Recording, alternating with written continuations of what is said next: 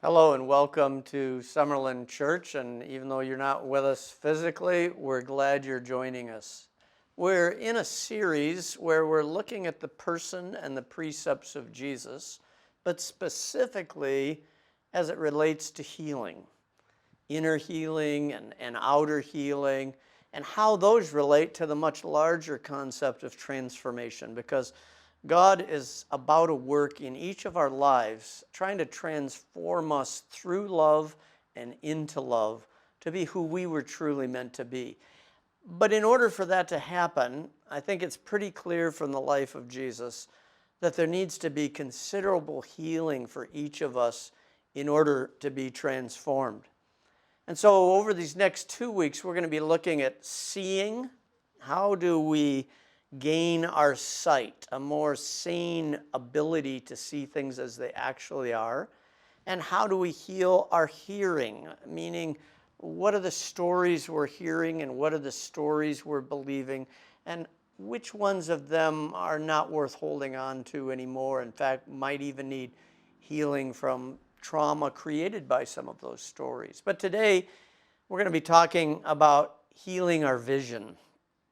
I want to tell you a story from my own life. I was doing a graduate course. My undergraduate degree is in communication studies. And I then worked with people for about 10 years, mainly youth, young people in Colorado. And so I had a communication study background. Actually, interpersonal relations was my communication focus. And then I was doing that work as I preached and taught to young people. And I thought, honestly, I was pretty good at it. I was about 31 years old, been married 10 years, had 3 kids. And if you ask me, hey, Bart, how are you at this communication thing? I go, look, I got a degree in it. I work with people all day. No, I've got this one down kind of. But I was taking a graduate course. I can't remember the title of it, but it was in psychology or pastoral counseling or some such thing. And I was reading this article about interpersonal communication. I thought, this will be a snap. And at the end, it had like a questionnaire that you filled out. If somebody responded to you emotionally, would you A, do this, B, do that, C, do this? So I'm going through it. And if they did this, if they reacted to something you said, would you do A, B, or C? I'm putting down clearly the right answers. And we get to the end, and I can't remember if it's one of those ones you turn upside down to see what the right answers are or what. But yeah, I'm turning it over with complete confidence that I've aced this. I used to practically teach this stuff. And if you could put in modern English what the results of my questionnaire said, what the real conclusion would be about my understanding of human relationships, it would be, dude, you have a lot to learn. You have a lot to learn. I'm going, what? And I literally, this will show you how hard it was for me to believe it. I thought there must be something wrong with the test. That literally was my first thought.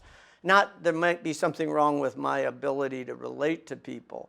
And one of the ones I remember most clearly, because it was a turning point in my life, it said if somebody emotionally reacts or responds to you with a strong emotion, do you try to stay calm? Yes. Do you try to then show them why they really don't need to be this upset about whatever it was you did? Yes. Do you try to sort of talk them down from their emotions? Of course. And then it says, if you answer these 3 ways, you're really messed up. You really need some help. And it said, you always answer an emotion with an emotion. You don't answer an emotion with logic. Now, I had been trying the former way with my wife for 10 years of marriage. And it did settle in that wasn't working so well. She didn't seem to respond so well to the approach. So I thought, well, okay, I'll give it the benefit of the doubt. Maybe this study's correct. And so I literally practiced what to say. And the next time we had a discussion that got somewhat emotional or intense, instead of saying what I normally would have said, I felt so silly trying this new behavior. I said, oh, boy, you seem really frustrated. That must be really hard. And when I said it, here's what I was expecting. I was expecting her to go, what are you talking about? Did you read some weird book or something? And I was waiting for that. And she goes, yeah, it really is. It really is frustrating. And I'm going, oh, my word, it works. And then I said, well, tell me more about that, because that must be really, I'm looking for an emotional word, difficult. Yeah, it really is difficult. It opened up communication. So then I tried it outside the family. And I'm thinking, somebody's going to be on to me. This is not, it kept working and working and working. Now, that principle of communication had been there all along. Why had I not seen it? I'd probably read it in textbooks. I'd probably had courses that pointed this out. I couldn't see what was right in front of me. My sight needed to be healed. I want to look today into why don't we see well? You know, remember last week I told this story about the man. I was actually reading a story from Martin Laird's book, Into the Silent Land, about these 4 dogs, and he's out on a walk, and he sees this man with 4 dogs, and 3 of them are running, all bounding through the fields, and one's running in tight little circles, and he finally asks the man, how come this one dog, same breed, why is he running in circles and the others are enjoying? And he said, well, when I got him, he'd only been caged up in a small cage for his whole life, his whole earlier life. And so the only way to run was to run in circles. And so for that dog, running meant running in tight circles, because he had this wounding from this cage experience. He had no vision for running in a field. It made no sense to him. Running meant running in tight circles. And interestingly, as I mentioned, his tail wagged just as much as the dogs out in the field. Because for him, he was happy and comfortable in what he thought was reality, when right in front of him was so much more. That's the way our lives are. We're meant to live more fully, but we're running in these tight circles, and we need to see better. Jesus said, you have eyes, but you don't see. You have ears, but you don't hear.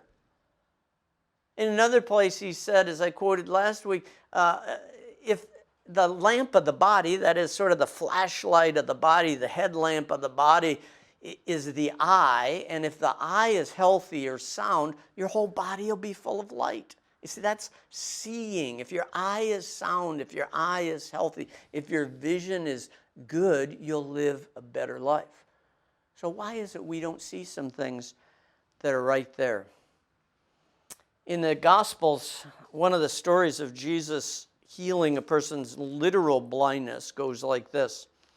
As Jesus went along, he saw a man blind from birth, and his disciples asked him, Rabbi, who sinned, this man or his parents, so that he would be born blind? See, they had this idea about blindness and any kind of illness, that it was the result of sin. They had a cage mentality. They'd been taught this, and generations had thought this, and really even amplified it. And Jesus breaks that. He sort of lets them out of their cage. And he says, neither this man nor his parents sinned. This happened so that the work of God might be displayed in his life. As long as it is day, we must do the work of him who sent me. Night is coming when no one can work. But while I am in the world, I am the light of the world. See, this brilliant teaching. He's got a blind man here. He's corrected this kind of run around in a circle theology that's going to shame this man for his own disability or his parents. And then he quickly turns it into a much bigger concept that I am the light of the world. I'm bringing light in, which means can be amplified, can be clarified. You can see things as they really are. Having said this, he spit on the ground, made some mud with his saliva, and put it on the blind man's eyes. And then he said, go and wash in the pool of Siloam. The pool of Siloam was a very famous area in Jerusalem where people would often go to wash and to also try to be healed. And he said, go to the pool of Siloam. By the way, it says this word Siloam means sent. So the man went. He washed, and he came home seeing. His neighbors and those who'd formerly seen him begging said, "Isn't this the same one who used to sit and beg?" Some claimed it was. Others said, "No, he just looks like him." But he himself said, "I am the man." And they said, "How then were your eyes opened?" And he said, "The man they called Jesus made some mud, put it on my eyes, told me to go to Siloam and wash. So I went, I washed, and I see." "Where is that man?" they asked. "I don't know." It's kind of an odd story, all the way from making the mud and putting it on the eyes. Although Jesus had a way of healing often that had touch involved, a tactile sense for people. I don't think it was magic, or his saliva was magic, or the mud was magic, but Jesus always seemed to want to make a connection when he was healing people. And so this man who was born blind goes, washes, and he comes back seeing. He had his life transformed by this. A second story in Mark chapter 8, I'll just tell you, he heals another man of blindness in this story. And it's a rather odd one as well, because he does something like what he did in the first story. And he says, "Now can you see?" And the man says, "Well, sort of, but I see people and they look like trees walking around." So it's one of these odd places, like, well, was it like a half a miracle? He got him to 2600 vision, and now he's got to bring it down a little more. And so then he redoes it a little bit, and the guy says, "Oh, now I can see clearly." And it says he followed Jesus, and all the people followed Jesus, and they were praising God, which is a beautiful, beautiful part. The trees walking to seeing clearly. That tells me that there's often a process that's involved in healing, that it's not always an all or nothing one. In another place, Jesus heals a blind man, and he does see instantly. And then over the series of the conversation about this man, he begins to understand Jesus in ongoing or more extensive ways throughout the chapter.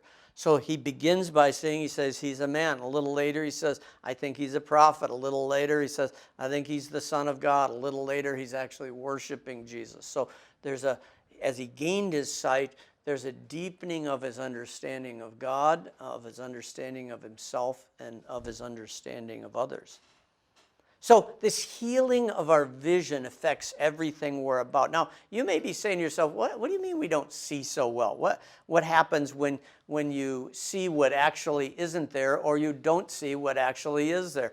And you may be saying, well, no, we see pretty well, kind of like I said right before I took that test, so be careful. Let me give you a couple examples where we haven't seen so well. How about Great Britain?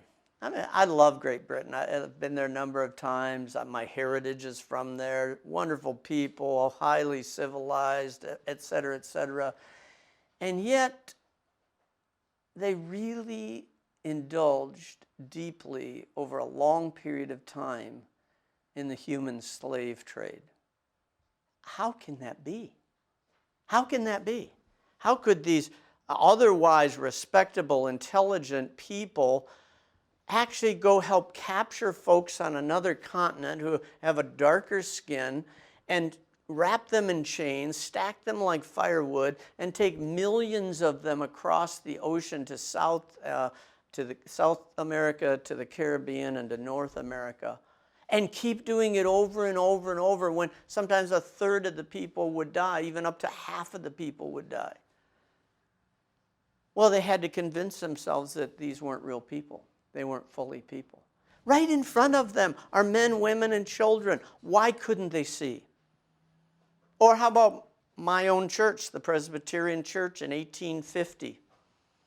At least the southern part of that church said almost the same thing, that black people were living under a curse, and that to educate them would be going against the Bible. How can that be when you have Frederick Douglass over here, this brilliant orator and thinker who's African American, a former slave? You know that that is not true, and yet you keep seeing it as true when it isn't. Or how about how some Germans, not all Germans, how some Germans in 1938 decided that Adolf Hitler was right and that Jews were the reason for all their woes.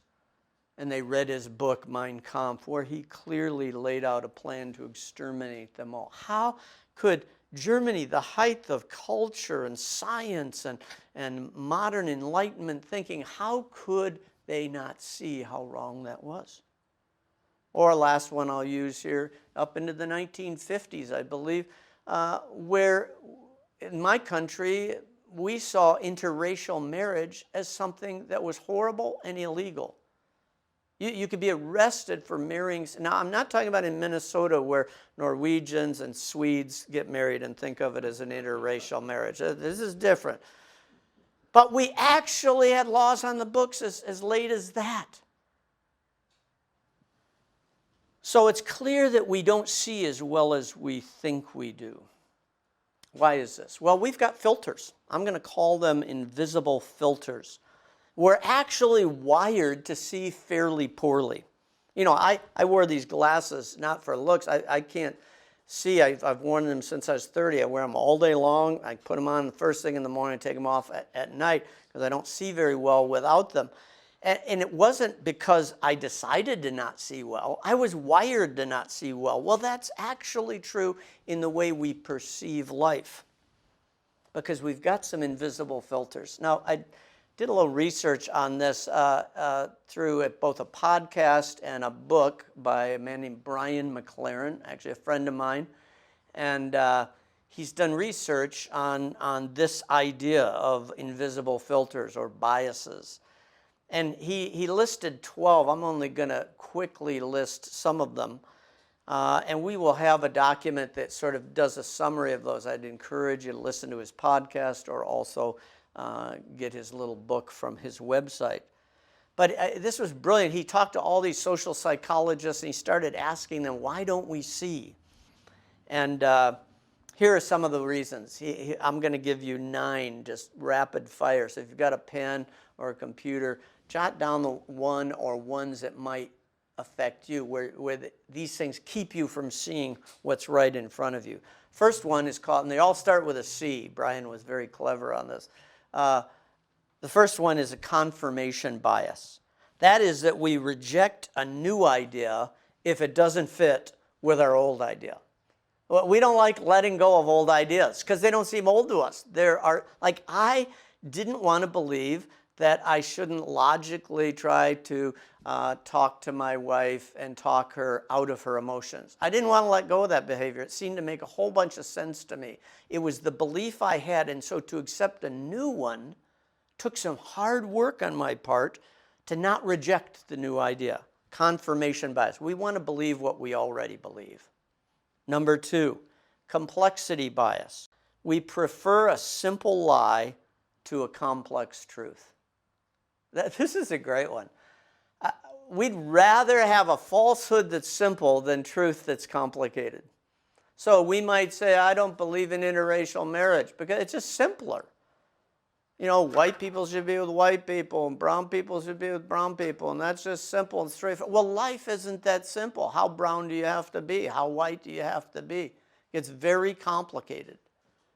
And so we want things too simple, the complexity filter. Third one, community filter.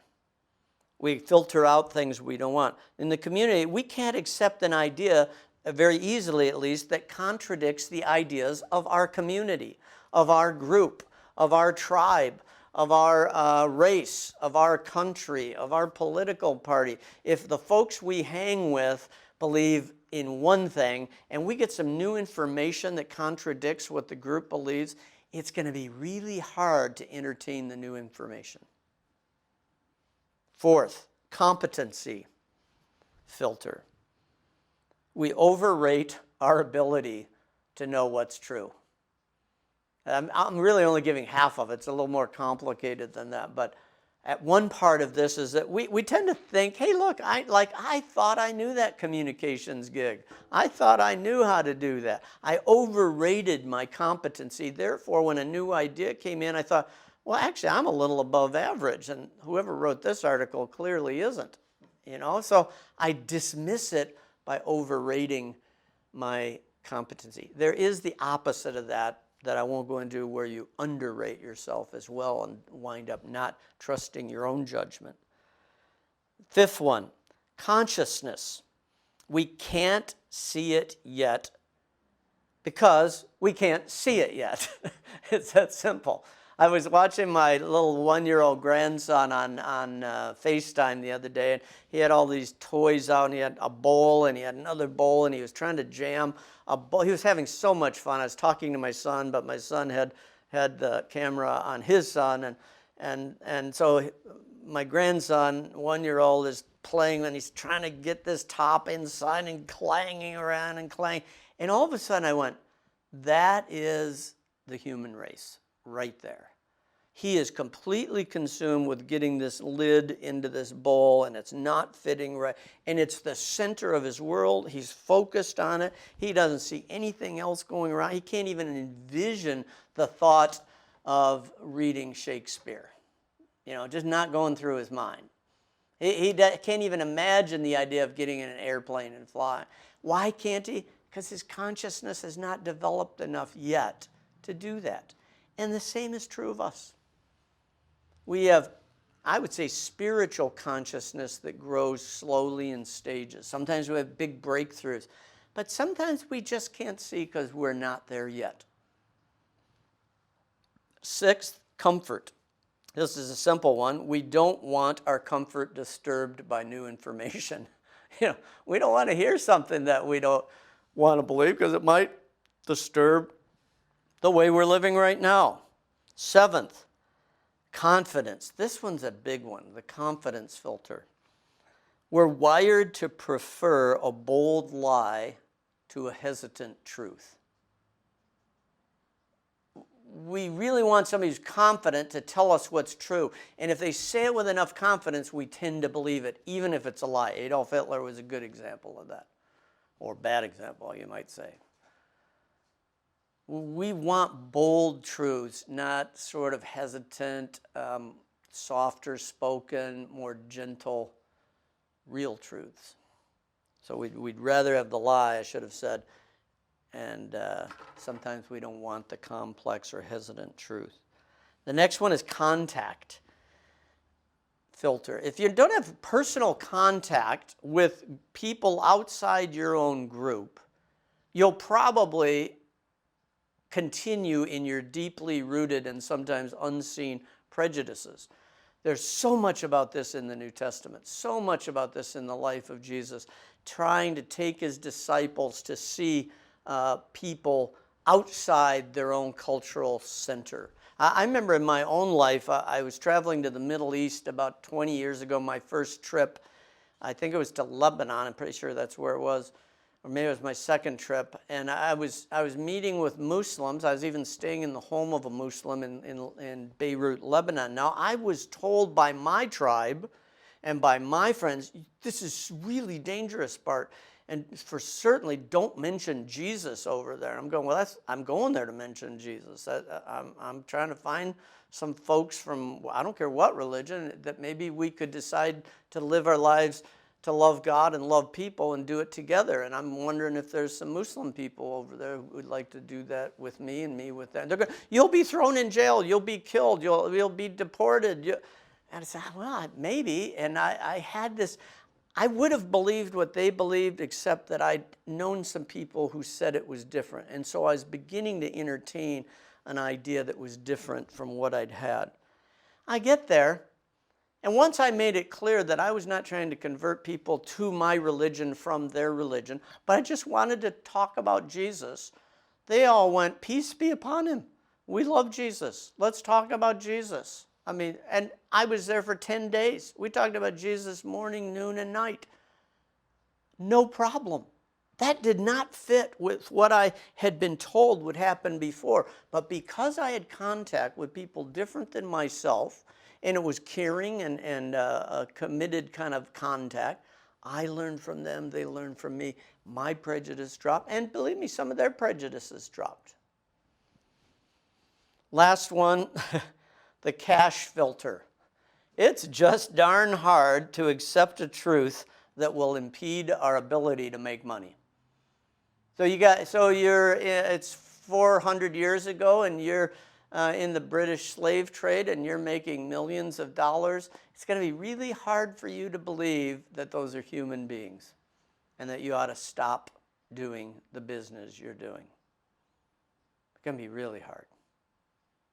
And I could give a million other examples, but anything that impedes our ability to make money, we have a hard time believing that it might be true. So those are some of the filters that we've got. And at least I find I'm like that dog running in circles. I used to suffer from a lot of back pain. And I went to a sports medicine chiropractor, and he said, look, the science has really changed, and I think I can really help you. And I said, are you going to do chiropractics on me? He says, no, we're going to do sports medicine. Give me 10 weeks, 2 or 3 times a week, and I think I can take your chronic pain from an 8 to maybe a 2 or 3. I'm going, that'd be fantastic, because I really suffered. So I went in, and you know what they had me doing? Really weird stuff. Skipping around, I couldn't skip. I felt so silly. I was like 45 years old at the time or something, or 50 maybe. And they said, skip across the room. I could barely do it. They said, now skip backwards. I'm going, I can't even skip forwards. Now they said, skip backwards with a twist. And by the end of 10 weeks, I looked like a little kid. I was really having fun. My pain level came way down.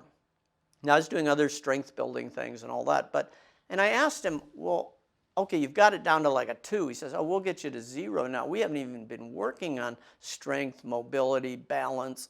We have just been rewiring your neural pathways. They got stuck. And sure enough, I went on. I haven't had pain for 15, 20 years now because I've stayed up on that. But it was all about the wiring. I was wired a certain way, and my muscle memory couldn't handle it. Well, our spiritual lives, our psychological lives, our political lives are very much that way. We get in a rut, and we start running around in tight circles, and we actually think that's all there is. And then Jesus comes along and says to us who are blind, what do you want me to do for you? And our answer should be, Lord, we want to see. We want to see what actually is. Not just what our wiring is telling us is there. Not just what our tribe is telling us is there. Not just what our competence is telling us is there. We want to see what is true. And basically, like the man blind there, it says he drew near to Jesus. And then Jesus asked him, what do you want me to do for you? I pray that we'll learn to see a little bit better, and that we will be healed from the inside out, so that we might love other people, know God more truly, and know and love ourselves as well.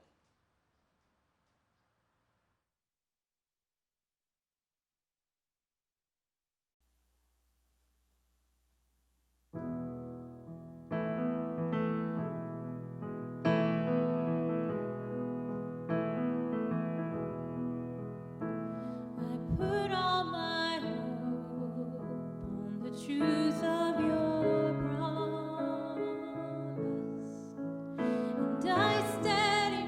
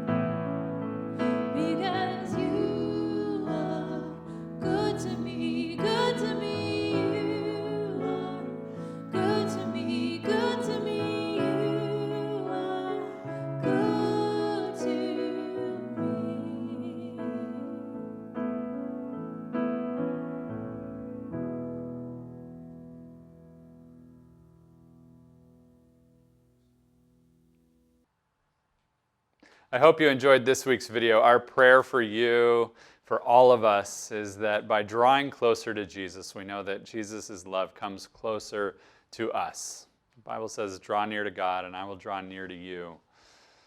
So I hope that you have that sense of nearness, of God's love for you in your life. I miss seeing you all, but there is good news. We are able to have a worship event together. So coming up next month in November, we're going to have a gathering at an outdoor worship tent, and there are more details coming out on the website and in emails. The tent is in Goleta, which I know sounds like a super long way away for those of us down in Summerlin and Carp, but the tent is such a great space that accommodates people to socially distance, under shelter but still outdoors, or sit in your car and still be able to hear. It's in a field, it's in a great spot. So we decided to have our first outdoor full worship gathering there because it will accommodate so many of us so well. So I invite you to stay tuned to the website for more of those details. You are so invited. Please come. Bring your own lawn chair or your own blanket or stay in your car. We'll ask you to come masked and stay socially distanced, but we're going to have, I'm just excited for a time together. We'll have communion and we'll have a time of worship, and Bart will talk, so I'm super excited for that. So please come. For everyone who is participating in the support of this ministry during this time financially, thank you so much. And those checks that come in the mail or through the website, we are just so thankful for that. That allows us to continue to meet our community needs during this time. As you go into this week, I'm praying for you. I am praying for all of us, that as we continue to put one foot forward, one in front of the other during this vulnerable time of this pandemic, that you are met by the love of God.